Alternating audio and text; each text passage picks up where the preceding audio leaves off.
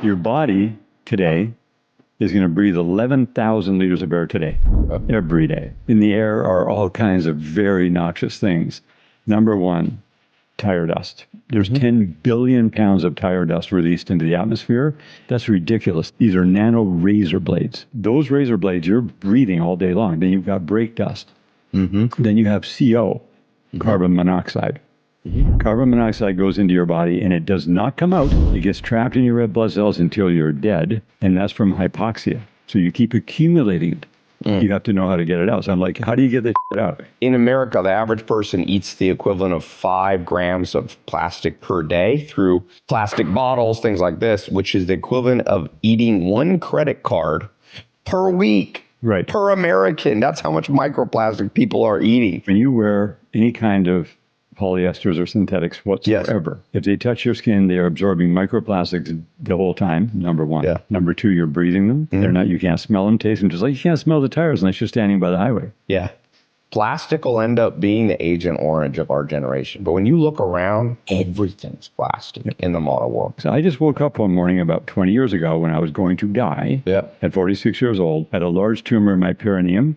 I had heart disease, and then I didn't know at the time, but my liver was completely screwed up and my body was full of heavy metals. And here we are in 2004, not 1978. There has to be something better than this. I always tell people what actually matters is your biological age. 100%. There's people, I follow this guy, Alain Gustave, on Instagram. He's just turned 80. He's younger than a friend of mine who's 40. Yep.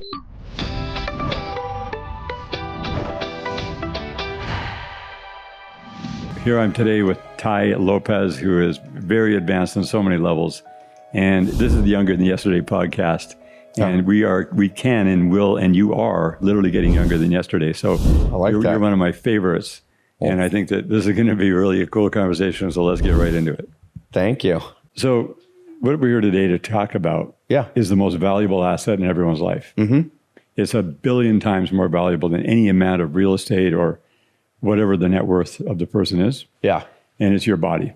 So you are the asset, and you live in this body.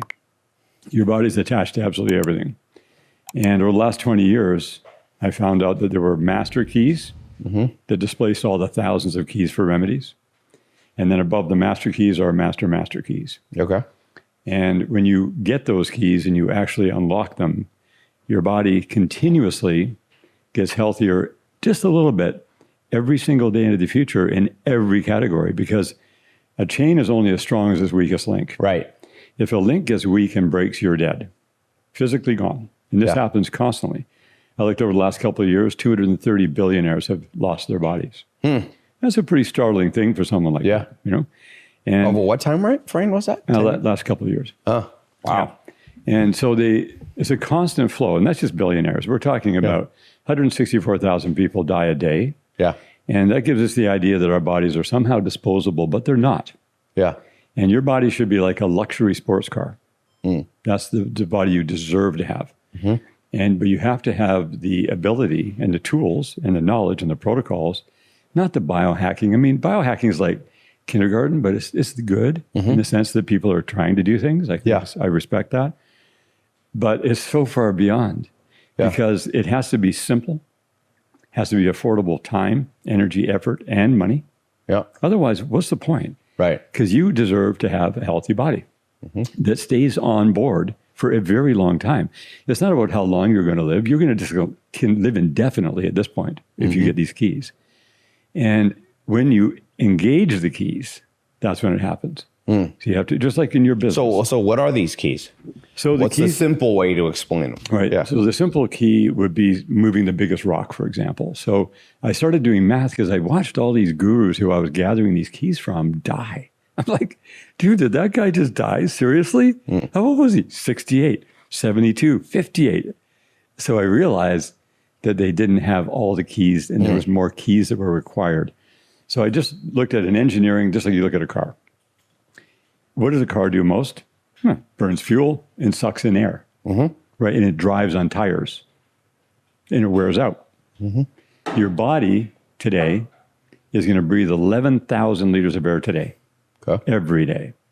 Your body's going to pump 7,200 liters of blood per day. yet your body only has 5 liters of blood in it. You have 5 liters of lymph, 5 liters of blood. And you have 10,000 kilometers of cardiovascular tubing. We totally take this for granted.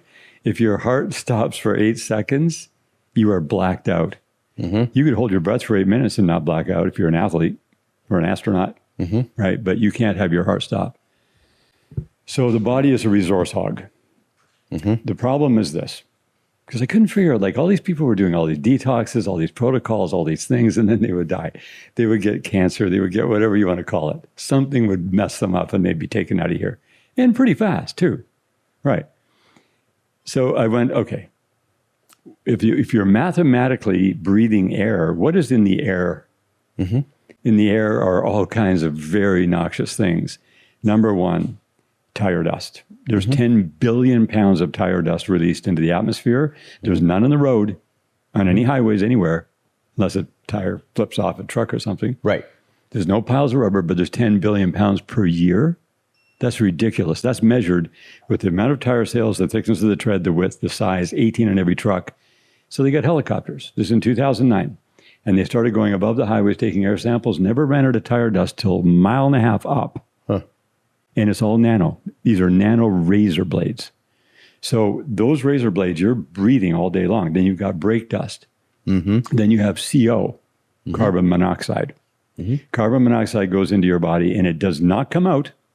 It gets trapped in your red blood cells until you're dead. And that's from hypoxia. So you keep accumulating it. You have to know how to get it out. So I'm like, how do you get this shit out? This stuff's getting in whether you like it or not. You're not going to stop breathing anytime soon. You're not going to move out in the mountains. Like, I got a farm, you got a farm. Okay. You know, we knew that was important many years ago. But what do you deal with when you're getting this intake? You have to have an output. So I found out within 1 year, I was able to remove all of this stuff out of my system and it visibly comes out. It's not like some theory. Okay, it actually comes out in the bowel movements, but you have to be able to produce more blood with your body because your body produces blood 24 hours a day right now. And you produce it with your bone marrow. But there's not the right elements in the food, not enough for your body to continue producing blood like you were when you were 21. That's why people are pretty cool till they're 21, right? Right. And then from then on, you produce less and less blood and you breathe more and more shit. So between the age of 20 and 60, you're going to breathe 160 million liters of air with all these quadrillions of nano razor blades every day. And it goes into your shoulders, your hips, your knees, everything wears out. It's abrasive. If you take tire dust and brake dust and put it in your hand and go like that for a minute, it's freaking raw. Okay. So you're breathing it in on an accumulative basis. You got to get it out. And there's a very specific way to get it out. So no one's paying attention to this. No one's talking about it. It's all mathematical. It's validatable. I've gone through all this research because I wanted to find out why these men and women were dying who I very much respected, who dropped master keys on me, but they weren't open to other master keys. Me, I was a blank canvas because I didn't have any ego around it. Not that I don't have an ego. Of course I have an ego. But it was a blank canvas because I didn't come up with any of these things. I just woke up one morning about 20 years ago when I was going to die at 46 years old, had a large tumor in my perineum.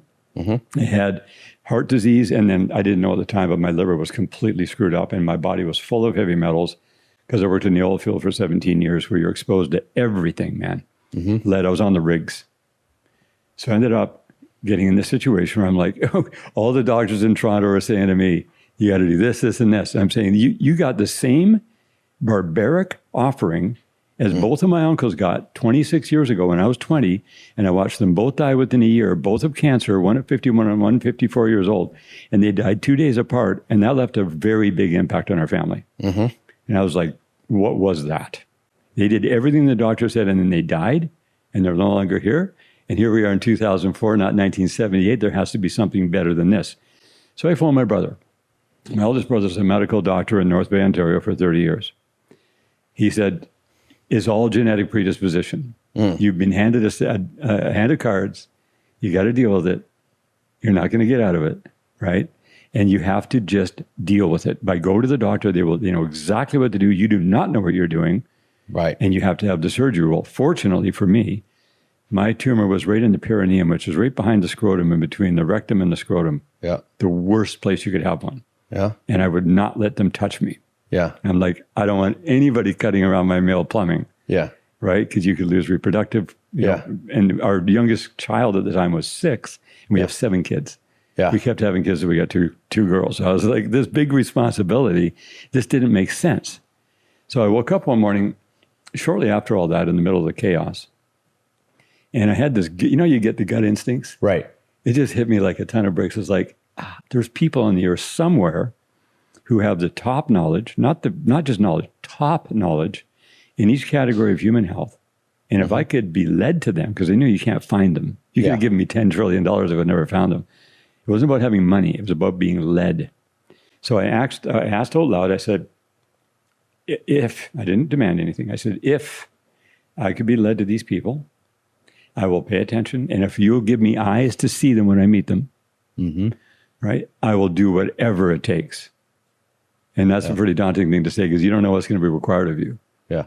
If you're going to go a natural route, it's not an easy route to start with. Yeah. It's always very difficult.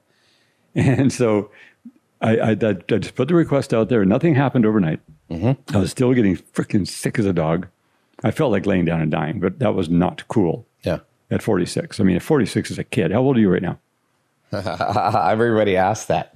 I never say on camera. Don't say. I would guess you're in your late 30s. What's my biological? I always tell people what actually matters is your biological age. 100%. There's people, I follow this guy, Alain Gustave, on Instagram. He's just turned 80. He's younger than a friend of mine who's 40. Yep. You look at his body. Oh, I mean, one guy's, it's pretty wild. So it's like now people are going to start just focusing on not on their chronological age, right, but they're going to go, what's my biological clock say I am? Some people are 35 and you about to die. I was 46 and I was like an 80 or 90-year-old. Yeah. And didn't know it, didn't understand that. So who did you find, these 3 people? I'm curious. Were they in America? Were they in Canada? It wasn't 3, it was a multiple number of people. And it was like going kind of down like a bumper thing where you just kind of get nudged and synchronicities would show up and I would pay attention that day. Yeah. You know, just the synchronicity of meeting you in 2012. That was a very memorable time for me. I know you were there with a bunch of guys who were. That was Austin. I was doing a talk in Austin. Yeah, we were up in that apartment. Yeah. In Steven's place. What was that called? He did a mastermind. It was a guy named David Gonzalez. Yeah, David Gonzalez. Yeah. He's a cool guy. I've only been to Austin twice. That was the first time. Been back once last year. Right. Yeah. So, and I saw you again at Traffic and Conversion and in different places around. I was at one of your masterminds here at the Roosevelt. Yep. You know, that was maybe a couple of years later. But the point is that when you're going to be led to people, you got to be able to see it. And then you got to see what the correlation is between these master keys. Because each one of them were not open to anything else. They had the thing. This is all you got to do. So you mean the average health guru in your experience is too stuck on their one thing? Exactly. And they're not open-minded enough to other stuff. Right. What do you think about guys like Huberman? That's a real popular guy now. I don't know if you follow Andrew Huberman. Yeah, I see him a lot. There's a guy, Paul Saladino. I talk with him sometimes on Instagram. They've kind of got their thing. There was a recent guy, Liver King, that popped up for a while. That was doing a lot of, eating ancestral bull testicles and liver and this with... And there's many theories. So did you amalgamate and take the best from all of them and then drop the ones that weren't good? Or what'd you find? Or do you think most of them just weren't good? No. I was always open to good, great, greater, and then greatest up here. What I've learned is you have to start here in the good level. And then it's like a ladder. Yeah. And when you do tap into the greatest level, you know it. There is no question of a doubt. And everything is measurable in the human body, which is so cool. Yeah. Today, we can measure everything. So the biological health, you want to have between 23 and 24-year-old ongoing. The other really powerful issue is you've got to have good structural health because you see people getting older, they do wear out because they don't know to get the abrasives out of their system and they do wear out. So I learned how to get them out. So this is getting these like tire particles, plastic particles, all this stuff, the nano level out of your body, microplastics. I read that in America, the average person eats the equivalent of 5 grams of plastic per day through, I'm not drinking out of plastic, that's why glass, but plastic bottles, things like this, which is the equivalent of eating 1 credit card per week. Per American. That's how much microplastic people are eating. And then, testosterone levels have dropped in half and fertility is affected. And it's like, Are you sure part of this isn't the fact that you're eating credit card a week? Right. And the other thing is clothing. So Yes. clothing is a massive deal. In Germany, there's a scientist who has a test now, and I've seen all the test results. When you wear any kind of polyesters or synthetics whatsoever, if they touch your skin, they are absorbing microplastics the whole time, number one. Yeah. Number two, you're breathing them. They're not, you can't smell them, taste them, just like you can't smell the tires unless you're standing by the highway. Yeah. And then there's the brake dust and all that other crap. Then they're cremating all the bodies. If you look, just type in Google here at this address. Yeah. There's crematoriums all around us. They're burning these freaking bodies that have just died from all this shit. And they're releasing it out the stack because there's no filter fine enough to stop those nanoparticles that they just died from. So it's just rank stupidity. So what should somebody do? Should they get an air filter for their house? Is it a practical thing like that? Or is it move out of big cities? I have a farm. I have a farm up in the mountains. The air is better. I'm up thousands of feet. That's better. That's definitely better. But you, because of your lifestyle, you have to travel. Yeah. You are going to come back in these environments. You can't stop that. Yeah. It's the internal environment that you're only going to have to focus on. And Right. I know exactly how to do this. Right. It's through a very specific protocol that you follow. It's simple. For me at 64 years old, it took a year Okay. to get all the crap out. It visibly comes out. There's not any question about whether it's working or not. Okay. Because in the physical world, show me. Right. Seeing is believing. Yeah. Right. And you have to get it out from the outside in and from the inside out. Okay. So I was toast at 40. Well, it wasn't just 46. At 21 years old, I had a knee injury on my left knee. Okay. So severe, 800-pound firewall from a blow-up preventer stack fell on top of me on the ice. Okay. Thankfully, I was on ice. Okay. It crushed my knee from this outside seam. The rest of my body got away, but it tore it completely out. So from then on, I couldn't snow ski or water ski for 39 years. And my knee would start aching in my 30s and more and more and more. By the time I was 60, for the last 10 years, from 50 to 60, if I sat like this talking to you and I couldn't do that, I'm done. If I was in an auditorium and I couldn't straighten my foot out because somebody's sitting there, I'm out of here in 20 minutes. Yeah. That level of pain. And if I twisted my knee, it would blow up like a basketball, even just going down a set of circular stairs. I had to watch. So I found out that there were treatments that I could do physically myself at no cost, physical treatments using percussion, vibration, and frequency. And 8 5-minute treatments completely released all the shit out of my knee. All the stem cells were activated to go there, and my knee was completely repaired in 1 week. That's called So using vibrational healing? This is a tool, sound? a tool called an activator. Okay. No sound involved. There's sound, but it's the sound you're going to make. Yeah. So it's a stimulation of that one area for 5 minutes. It goes deep in there, releases everything. When there is nothing wrong with your knee, for example, like I can do these treatments on my knee today and absolutely nothing shows up. No pain, no bruising, no swelling, no burning, none. Yeah. The first time I did it, pain, bruising, swelling, burning. The whole 5-minute treatment, did them all. And then as soon as the treatment's over, there's no pain. And the pain is only related to what's in the body. The treatment does not cause this. The treatment releases it. Yeah.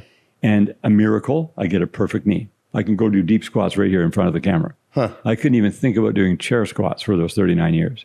That's how bad that injury was. So is that an activator that somebody can buy? Do you sell it or do people? I bring it in. Yeah. I have it manufactured. I bring it in but it's not that we sell the activator. We sell the information around it. Yeah. And then people then go, oh, okay.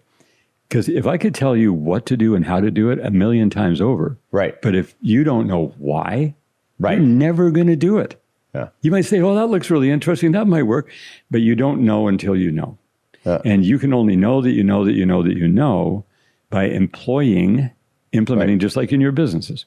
You only know and get better and better at business the more times you have challenges. Yes. And then you go deeper and deeper and deeper until you define it, just like you said the other night, which I thought was priceless, where you said, guys, stop dicking around with your financial management. Just get NetSuite. Right. Right? What are you doing? Like, don't worry about what it costs. It's going to pay back 1,000,000 times over. Yeah. It's like that with health.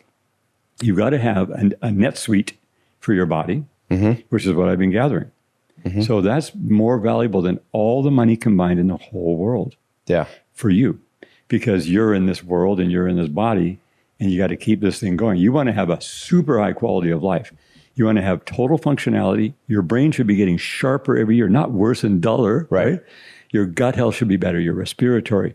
You got 100 square miles of surface area inside those chunks of meat inside your chest. Yep. It's like, who fit that in there? Right. That's designed. Yeah. The alveoli is 100 square miles. So you got instant transfer of the nutrients in the air and also, unfortunately, the nanoparticles. They go in just as efficiently. But so let me ask you this. So what do you think there's so much, I feel like the average person, they do 3 things to try to be healthy. You could add 4. But number 1, they try to pick the right diet. Right. Number 2, they try to pick the right gym and exercise. Okay. Yep. Number 3, they try to have the right supplements. Yep. And number 4, they try to have the right recovery sleep pattern, deep sleep, maybe a nap. So it's like food, gym, supplements, how you sleep. For food, what's your opinion? Do you think there's one diet that's better than others, that's the superior diet?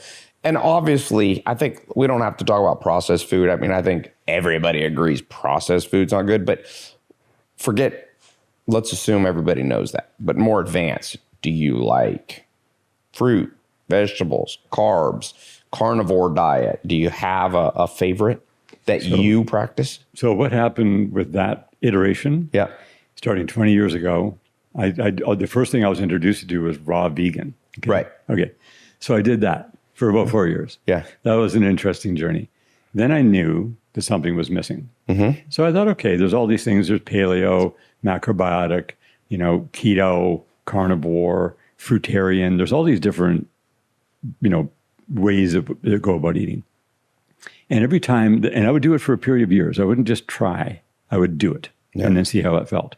It's an experiment. We are an experiment. Yeah. Just like we're walking around with mobile phones all the time. That's a freaking experiment, right? Yeah.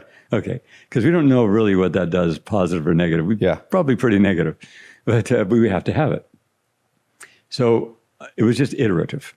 So it goes good, great, greater. And way up here is the greatest. It's far superior. Now, the only way that you can determine, because I don't like to tell people what to eat. I tell myself what to eat. If you ask me, I'll tell you. I'll tell you why I eat what I eat. But I'm never going to put it on you because food is so sacred to people. It's so much a part of your life. Yeah. The Michelin star restaurants, the celebrations, those special times when you've remembered times together, you're having fellowship, you're eating together. It's a massive part of a person's life. And I had to go through this iterative process to where I was finally divorced from anything to do with what I thought I should do or what I like or don't like. And just go to the one thing. How does your body respond? Because you are an experiment. But did vegan, it didn't respond as much, vegetarian, paleo? It's all crap. What did it end up responding the most to? Okay. Like today, what'd you eat? What's a typical day today? So I woke up this morning and I had 4 raw eggs pulled right out of the shell. Okay. Directly. I had certified organic raw butter. Okay. And I had raw top round beef. But you didn't cook it at all? You had to zero, nothing. Okay. I mean, no, it's like not only is it not cooked, it's cold. It's coming out of a package that. So you're eating the tartare. You would like Austria. If you go to Vienna, Austria, it's the capital. Austrians eat the most tartare, I think, in the world. So they have a Michelin star restaurant that's all different raw meats. My grandma's the first. My grandma's German, It's first of all my friends would come to my grandma's house and she'd be in there and she'd be cooking hamburgers for us Americans. And then she'd be eating hers raw. And I remember going, Grandma, are you going to die from that? And she was whatever, 80 at the time. Then she lived to 102. So I guess she did okay. So you went from raw vegan to raw carnivore. That's quite a jump. And it's not even carnivore. There's a different word for it. But it is because a carnivore actually kills it and eats it living, alive. So I don't do that. So you're not a carnivore like a lion. You're not taking a chunk out of a hippo while it's still running away from you. But what I've learned over the years is that glycogen is what everyone lives on. Everyone. All kitchens, all restaurants, everywhere, no matter where you go, you're going to be using glycogen for fuel. And that glycogen builds up based upon any amount of carbs or any amount of proteins that you eat more than what your body wants in a 5.5 hour period, because that will go through neogenesis, convert to glucose, because your body doesn't need anymore. It's like, what do I do with this? Turns into glucose to burn it off. Because the first thing your body will burn is glucose, the glycogen. So the glycogen is the term for what you're going to store the calories in your bank account. So if you're going to be an Ironman competition, for example, you would eat a massive amount of food, work out like a madman for 3 months, and then go do your thing. You'd have about 10,000 calories built up. Now, depending on how much you work out, you can store more and more calories of glycogen in your body. The maximum anybody's ever been able to achieve is 10,000 calories. If you go to fat for fuel, which is these very specific fats, you can store up to 100,000 calories of fat in a lean and trim body without having to work out like a madman. Now you got a huge reserve. The difference is glycogen burns hot, fast, and freaking dirty. It is dirty fuel. It's hard on you. It's inflammatory. It leaves smoke behind it all the time. It puts you on an insulin roller coaster, up and down and up and down. When you go fat for fuel, it burns cool, slow, and super clean. So you're not a carb guy, it sounds like, because everything you said, the only thing that has carbs in what you said is, I mean, butter has some, and eggs have a little bit, like 1 gram. So you had not much, 4 grams of carbs or whatever. That's right. And your body burns that off that fast, and then it goes right to the fat.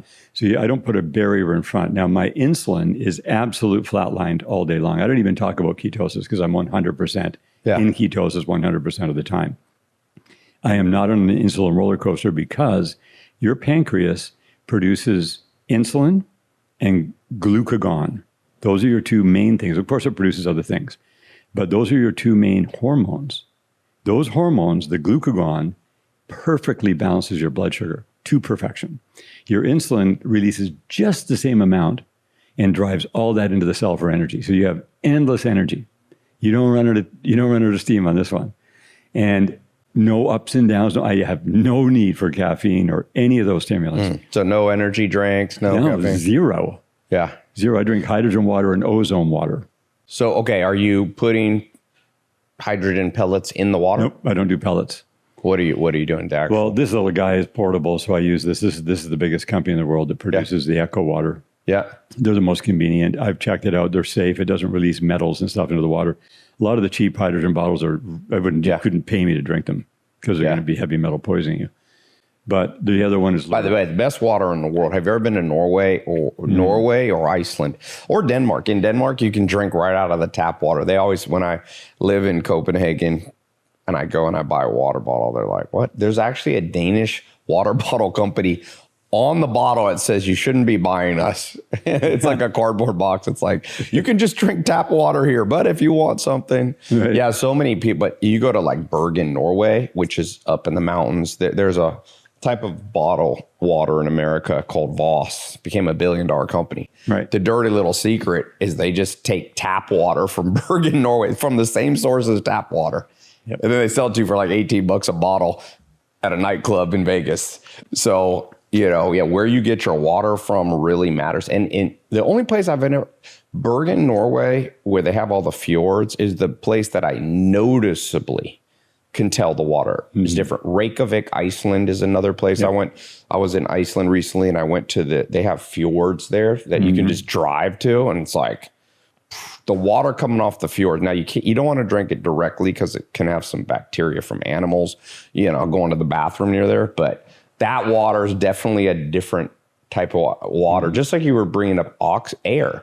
It's like if you look at Maslow's hierarchy of needs, which is food, shelter, water, but also air is actually the lowest on the base of the Maslow hierarchy of needs, because if you don't have air, you're dead in minutes. If you don't have water, you're dead in days. If you don't have, it's actually shelter people don't realize, which going back to wearing clothing, I used to get, like a lot of the modern fast clothing is all polyester. I started slowly throwing everything away, going for linen, going for wool. Now, when I lived at the Amish was the best. I gave them, I didn't have much money, and they're like, you want us to make your clothes? And I was like, they're like, well, we need a little money to make them, because I said, how much? Because I was like, I don't have much. And they're like, we need $40 to buy fabric. Yeah, right. So they buy like natural fabrics and just sewed. I still have those clothes to this day. The clothes are so good. They're still, I can still wear them. If they got a little hole, they patch them up. So it's like, you should care about what you breathe. But going back to this on a practical, for someone listening, do you like these new advanced air filters that can filter out nanoparticles? The one I like the most doesn't have a filter. It uses a special light that produces a little bit of ozone. Okay, yeah. It has different ions. Yeah. So that's the most effective one. Yeah. And, that's a favorite. But again, you can put them in the car. It's better than not having something. Yeah. But you cannot count on that. But I want to tap on the clothing just for a sec. Okay. So this test in Germany, Yeah. this woman is testing the energy that either clothes are going to give to you or take away from you. Forget about the microplastics right now. Right. Okay, that's bad enough. So if you are wearing all wool without mixing it with linen, or all linen without mixing it with wool, both of those sets of clothing will put 5,000 points of energy into your system, and you see it immediately when you do it over a period of time. Within a week, you're going to notice a big difference. Cotton is 100 points, but your body's already running at 100. So it doesn't take away from you, doesn't give to you, just make sure it's organic. But if you can wear something that's going to give you something of great energy in the warmth, the linen breathes better than any linen, any fabric, anywhere. And so linen was the best? Well, linen is the best for the warm weather. Yeah. Wool is the best. Like get a good, cashmere or merino, fine. Yeah. Merino. So it's not itchy. I used to shear sheep. Smart. I know how to shear merino sheep. I still have a few sheep on the farm. I did that in New Zealand and Australia. Then you get the real stuff. You can shear it, and then you got to wash it. It's a whole big deal to make your own. And I've grown flax. People don't realize flax is how you can get linen clothing. Comes from a plant. Right. So wool obviously comes from an animal. If you're more vegan, you should be wearing linen. Yeah, that's right. Well, even a vegan could not eat, but use. Yeah, you're not hurting an animal with wool. And trust me, if you don't shear a sheep, they're miserable because they get too hot. I saw a picture of a sheep in New Zealand that escaped, and it didn't get sheared for like 8 years. This dude looked like he looked like a woolly mammoth. He couldn't see. They end up blind. The wool covers the eyes. So yeah, shearing sheep is good for them. It's very healthy. So then when you tap into the polyesters, the synthetics of whatever kind, they remove 3,000 points of energy out of your body and hammer the endocrine system. For a male, tanks your testosterone. For a female, it messes with her progesterone. Yeah. It is the worst thing you can do. Yeah, and even just static. I notice if I wear plastic type clothes, Zara or whatever, all this fast fashion, when you walk, it basically... Sometimes I shock things, and I'm thinking, if I'm building up this much static that I'm actually shocking myself and people, this probably has an effect on our electromagnetic, everything in the body, especially the brain works through electromagnetics, There's only 4, people don't realize there's only 4 forces in the universe, Dark matter, this antimatter, but we have gravity, we have, this kind of this field.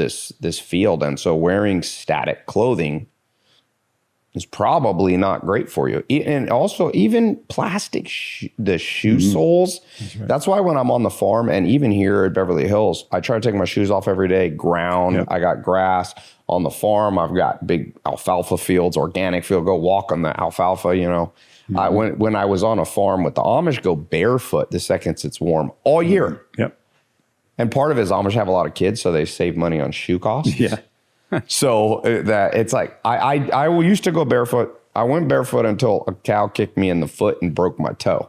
Then I started, there's like 90% of Amish people are barefoot, and you can tell the 10% that had an injury from an animal, there's 10% wearing shoes. If you walk up to them, why do you wear shoes? It's like, horse stepped on my foot, ripped off my toenails. When you're on a farm and you're around big draft horses that weigh a ton, when you're around cows that weigh, most cows are weighing between, depending on their age, 700 to 1,400 pounds. So you gotta be careful, but go barefoot when you can. Even on jogging, this Born to Run book about the Tarahumara Indians, I visited them when I was 5. My mom went, grandma went there. She was an anthropologist, Copper Canyon, and they run barefoot.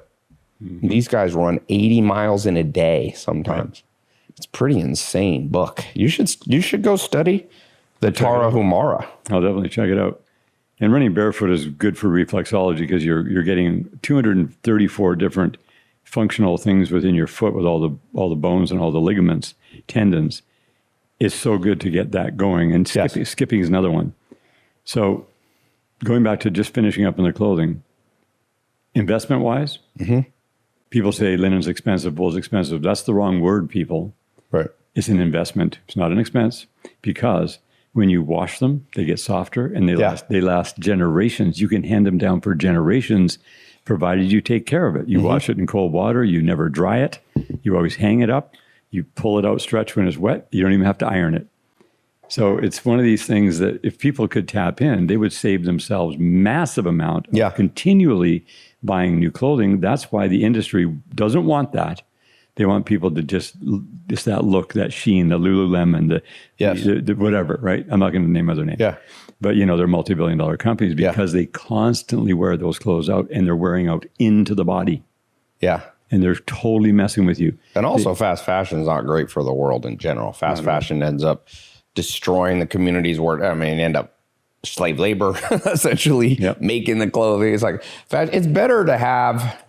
I'm kind of moving to a place where it's better to have less outfits, but higher quality. Right. How would you like to work in one of those factories where they're off-gassing the frigging microplastics all day, every day? Those people have short lifespans. Yeah, it's just like Vietnam War where all the U.S. soldiers end up dying of cancer because they had this Agent Orange and plastic will end up being the Agent Orange of our generation. Our grandkids will be like, yo, you had all this plastic and... plastic is such a big deal. And we say, we shouldn't have less plastic. But when you look around, everything's plastic in the modern world. It's like, well, that's why I like to have my farm. I can have things, I try to keep, animals have no plastic on them because you don't have to put clothing on them. So it's good to work around animals, cows, horses, sheep. I have a log house that the Amish built. That's my walls. You can feel them. They're just like solid logs. It's a great feel. I sleep. I test a lot and track my sleep, deep sleep. I get way better deep sleep and EMFs on my farm. If I'm near a laptop, I had in my office at the farm. I went with an EMF meter. I bought one of those expensive ones because my mom's always like EMFs. So I buy it and I'm scanning it. And the EMF by your laptop is 3 million. Then I walked out of the log house, out of that room. It dropped right away to 1 million. And get a little further away from the house, drops to 300,000. I walk out to the hay fields where I'm growing organic crops. It went to 0. Right. So that's another thing we're dealing with, which is the electromagnet, the EMFs. Right. Now, I saw Elon Musk say it's absolutely not bad for you at all, but it's too early to say on. And in general, anything that's not ancient from a health standpoint on an ongoing basis is usually bad for us. Blue lights did not exist 100,000 years ago. Probably bad for us. Processed foods, seed oils, But we had, like you said, butter was here for a long time. Maybe not 100,000 years, but maybe 100 million. Yeah, it depends on who you ask. But butter is the Vikings had butter. I mean, it's thousands of years old. So it's like for some things, you got to go back to the ancient ways. Clothing, air. Yep. Try to get up high. Purest air in the world in general is on a mountain in Iceland.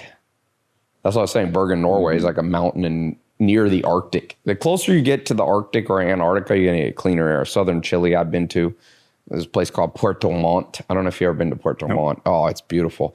Iquique is like the north of Chile. It's a very long country. And it's divided in regions. I think it's 7 districts. The 4th or 5th district is called the Lake District. That is, by the way, one of the most glorious places on earth. It's crazy nobody talks about Puerto Montt. You'll never see a place like that. It has volcano, and because of the volcanic ash, it has some of the most fertile soil. I went to a farm experiment center at a local university in Chile. When they grow grapes, like in America, when you grow grapes, they're called hangers. You have like a hanger of grapes. You go to Whole Foods, you're going to get a hanger of grapes like this. The hanger in grapes, because of the volcanic soil, it's like this big. I'm not even joking. And the grapes are so big. It's one of the most fertile places. They grow wheat. I walked out in their wheat field. The head of their wheat is like that big. So wheat is like a grass, and then at the top it forms a head, and it has little seeds, and that's where wheat comes. I grow wheat on my farm. In North Carolina, which is a poor soil area that I used to live in growing up, they get 30 bushels of wheat per acre. 30 bushels. So a bushel, I think, of wheat is around 50 or 60 pounds. So 1 acre gives you essentially 1,000 pounds. In southern Chile, on the volcanic soils, pure air, pure water, pure soil, 300 acres, 10 times. 300 per acre. Per acre. When in North Carolina, 30 is considered good. So you could see that the world, there's parts of the world that give you a glimpse into what we could be at. The Hunzas in northern India they're the largest group of people that live to 100 with no cancer. And where do they live? High air. In the Himalayas, the highest mountain range. Southern Chile's the second highest mountain range. You have the Andes Mountains. So one thing people have in common that live a long time is they either live in the mountains, Caucasus Mountains near Ukraine, Russia. They have one of the longest living people. Or they live near the ocean. Okinawa is an island, So, and both of those are because you're getting less pollutants. Puerto Rico is an island. So for somebody listening, as we kind of wrap up here, what's some practical things? Because I got people from all around the world, different budgets, different incomes. What's like the one or two simple practical changes somebody could make who's listening to this podcast? Just something simple. Because I found if you give people too much overwhelming thing, that's right, they get paralyzed and they don't do anything. So what's like the simplest thing you would advise a person who lives in London, a person who lives in Omaha, Nebraska, a person who lives in Nigeria? What's like just simple stuff? So that's what we're all about, is simplifying. Getting, greatness is taking something very complex and difficult to very, very simple and fun. So one thing you talked about, the four major deals, one of the things that everyone misses is true hydration. Because hydration is a very, very big rock. People are chronically dehydrated. They drink a lot of water. The more water they drink, the more dehydrated they become. Yes. Because they're removing those precious electrolytes. And the electrolytic fluid quality is not so much how much you have in your body. You don't have any water in your body. You have electrolytic fluid. So something as simple as getting the proper hydration is going to take a laundry list of problems that come from dehydration. It removes it entirely by just simply fixing the friggin' hydration problem. That's number one. Very affordable. And I can't get into all the ways I can share all that. I know every single We'll put in the show notes. We'll put a link to where is the best place people can find you and learn more. So it's activationproducts.com or on Instagram, where I put little 1.5, 2 minute videos out all the time on major key things. And it's Ian Clark Activated on Instagram. And what was the first one? Activationproducts.com. Activationproducts.com or Ian Clark Activated. Is it Clark with the E? No. No E. No, we couldn't afford it. IANCLARK. Okay, good. Yeah. So going back to Chile, you talked about Chile. This is a big deal. We bring a product out of Chile as a raw material. It's USP grade, pure I2 molecular iodine crystals. That's where they mine it. They have to put it through a major purification process to get it right down to that element, period. We have a technology that converts that iodine crystal into a gas.